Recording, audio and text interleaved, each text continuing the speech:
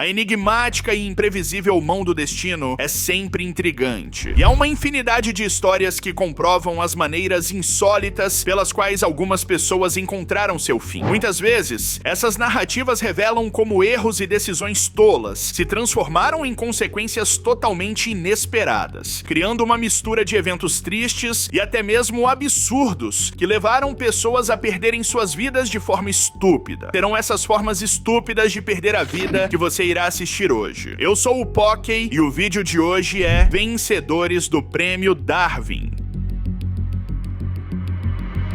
Em 2020, o segundo colocado no Prêmio Darwin foi um jovem australiano de 20 anos chamado Bradley. Eles e seus amigos estavam visitando um vulcão adormecido conhecido como Cave Gardens, localizado na cidade australiana de Mount Gambier. O local onde eles se encontravam era chamado de Sumidouro e não registrava acidentes havia anos. A área era bem demarcada e contava com barreiras de proteção para evitar que turistas caíssem no enorme buraco do vulcão. Durante a noite, enquanto admiravam o vasto buraco vulcânico, Bradley, incentivado por seus amigos, decidiu ultrapassar a barreira de proteção para se aproximar o máximo possível da borda. Mas não parou por aí. Ele também foi desafiado a plantar bananeira em uma barra de ferro que separava a área segura do precipício, desafio que ele aceitou prontamente. Obviamente, como era de se esperar, Bradley perdeu o equilíbrio e caiu de uma altura de cerca de 30 metros. Infelizmente, o jovem não resistiu aos ferimentos e faleceu. Os bombeiros foram acionados e, após algumas horas, conseguiram localizar o corpo do rapaz. A polícia declarou que a morte foi acidental e resultou do próprio descuido da vítima.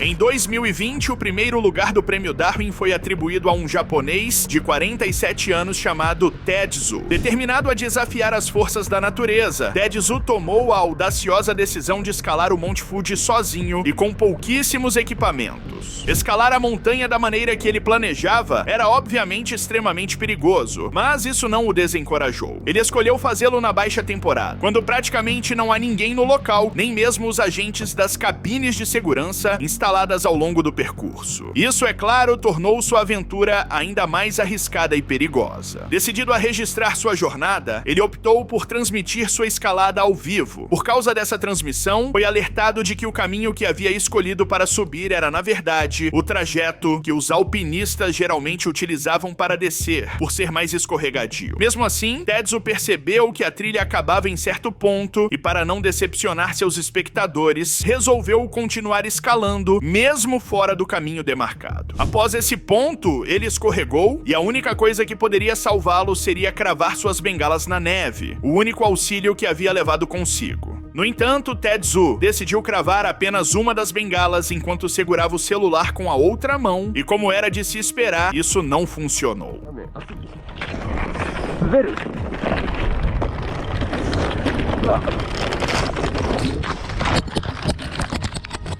Esse detalhe foi o principal motivo da eleição de Tetsu para o prêmio, pois ele teve diversas oportunidades para voltar atrás e desistir. Até mesmo no momento de sua queda, poderia ter evitado o pior simplesmente soltando o celular. Porém, Tetsu não respeitou a natureza e acabou despencando do monte. Seu corpo foi encontrado no dia seguinte, depois que as autoridades foram notificadas pelos espectadores que assistiram ao ocorrido. O caso de Tetsu repercutiu mundialmente e serviu, é claro, como um alerta para que todos respeitem a natureza e seus perigos, afinal ela pode ser letal. Escalar o Monte Fuji é uma tarefa complexa, que normalmente é realizada em grandes grupos, com equipamentos específicos. Até os montanhistas mais experientes destacam uma lista extensa de equipamentos necessários para a escalada. No entanto, ele preferiu ignorar essas precauções e o resultado acabou sendo trágico.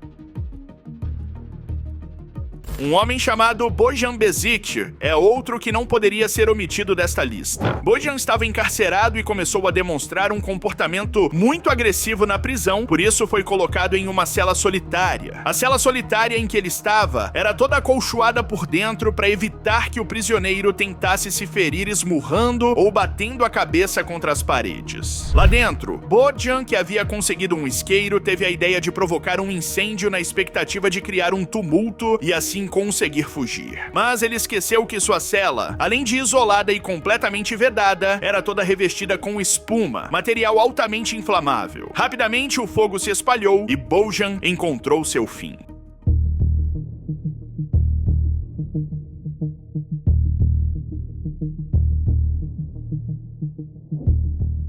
A câmera de segurança da cela mostrou Bojan, mesmo com as mãos algemadas, iniciando o fogo no local. Quando viu as chamas se espalhando, começou a comemorar como se seu plano estivesse dando certo. Porém, rapidamente percebeu que, na verdade, havia se encurralado em um incêndio fatal para si mesmo. Em 2021, uma jovem chinesa de 23 anos que ganhou fama fazendo vídeos para o Douyin, versão permitida do TikTok na China, sofreu um trágico acidente ao cair de um guindaste de 50 metros de altura enquanto gravava uma dança para a rede social. Xiao Qiumei, além de operadora de guindaste e mãe de 2 filhos, era também uma das influenciadoras digitais com mais visualizações na plataforma. Um vídeo que foi excluído da plataforma, mas repostado por sites ao redor do mundo, mostra Qiumei despencando da estrutura metálica enquanto gravava na cabine do guindaste. Ela não utilizava equipamentos de segurança, como cinto ou capacete. Segundo relatos de testemunhas, a chinesa caiu com o celular na mão por volta das 17 horas e 30 minutos, quando a maioria de seus colegas já havia encerrado o expediente.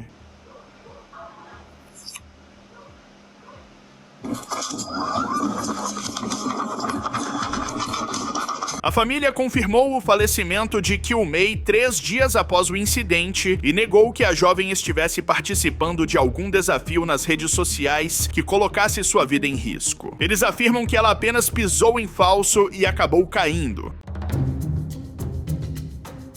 Em 2020, um caso bastante intrigante e bizarro conquistou o 3º lugar no Prêmio Darwin. Tudo gira em torno de Michael Saxon, que tinha 58 anos na época. Michael era um apaixonado por leitura e ficou encantado com um livro de enigmas escrito por um autor norte-americano controverso chamado Forrest Fenn. Nesse livro, Forrest descrevia como havia obtido e escondido um tesouro de $2 milhões em moedas de ouro na fronteira entre os estados do Colorado e Utah. Fascinado pela história, Michael decidiu ir até o local do suposto tesouro e convenceu um amigo de 65 anos a acompanhá-lo nessa aventura. Anualmente, milhares de turistas tentam escavar em um parque federal que existe na região, porém o tesouro nunca foi encontrado. Mesmo ciente da morte de 4 pessoas que tinham ido mais longe do que os demais turistas na busca pelo tesouro, Michael não desistiu e estava convicto de que sabia onde o tesouro estava escondido. Após viajar com seu amigo, ambos adentraram o parque onde o suposto tesouro estava enterrado. Depois de horas caminhando, perceberam que estavam em uma situação complicada. A comida estava acabando e o terreno começou a ficar acidentado, causando desorientação em ambos. Somando isso ao terrível frio que enfrentavam, a morte de ambos era quase certa, até que uma equipe de resgate do parque conseguiu resgatá-los, sendo os 2 hospitalizados. Um mês após o incidente, Michael, não satisfeito por quase ter perdido a vida, convenceu o mesmo amigo a retornar ao parque para procurar novamente o tesouro. Eles foram ao local, mas encontraram o parque fechado por conta da pandemia de Covid-19. Decidiram então contornar o parque e continuaram a circundar a área. Horas depois, um morador local encontrou 2 motos de neve mal estacionadas no meio da floresta. Achando a situação estranha, resolveu ligar para a emergência, já que com o parque fechado, não havia equipes de resgate disponíveis. Ao chegar ao local, a equipe de resgate encontrou os 2 aventureiros enterrados na neve fofa, incapazes de se mover. No local, conseguiram resgatar o amigo de 65 anos em estado grave e também encontraram o corpo já sem vida de Michael, que faleceu devido à sua própria insistência.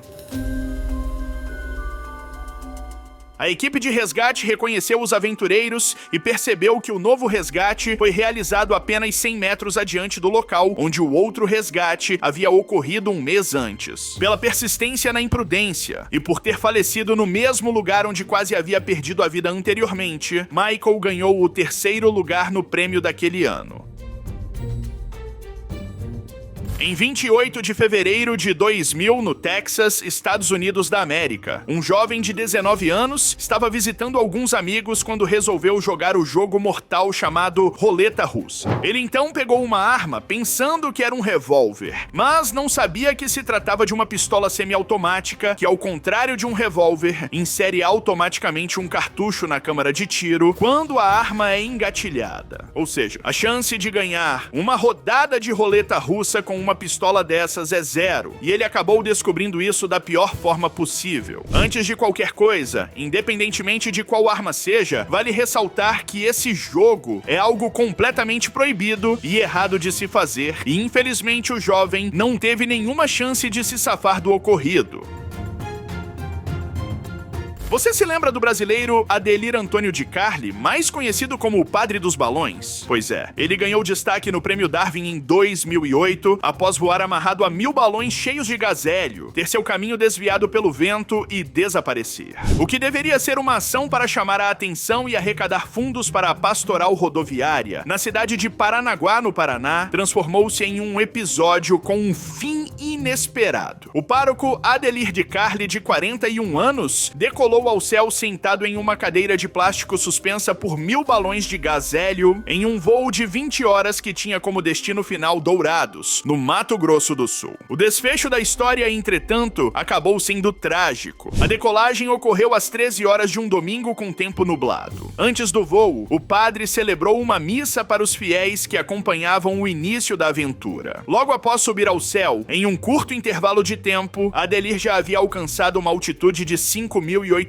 metros acima do nível do mar. Além dos balões, ele estava equipado com itens como paraquedas, sistema de posicionamento global, celular, colete salva-vidas, além de comidas e bebidas. O último contato feito pelo religioso, enquanto estava no céu, foi às 21 horas do mesmo dia da decolagem. Em comunicação com o grupo de radiopatrulhamento aéreo de Joinville, Santa Catarina, Adelir informou que estava pousando no mar. O mau tempo e os ventos fortes do dia fizeram com que ele saísse da rota planejada inicialmente e fosse em direção ao oceano. Durante meses, o padre foi considerado desaparecido. Logo após o seu sumiço, equipes de entidades como a Marinha, a Polícia Militar e a Força Aérea Brasileira iniciaram buscas no oceano. Alguns dias após a decolagem, balões começaram a ser avistados no mar por moradores de cidades litorâneas de Santa Catarina, como Porto Belo e São Francisco do Sul, onde as buscas se concentraram em determinados momentos. O corpo de Adelir foi encontrado no Rio de Janeiro em julho de 2008, quando as buscas pelo padre já haviam sido encerradas. Um rebocador que prestava serviço para a Petrobras na costa do município de Maricá encontrou o corpo do padre com a mesma roupa e mochila do dia do seu desaparecimento.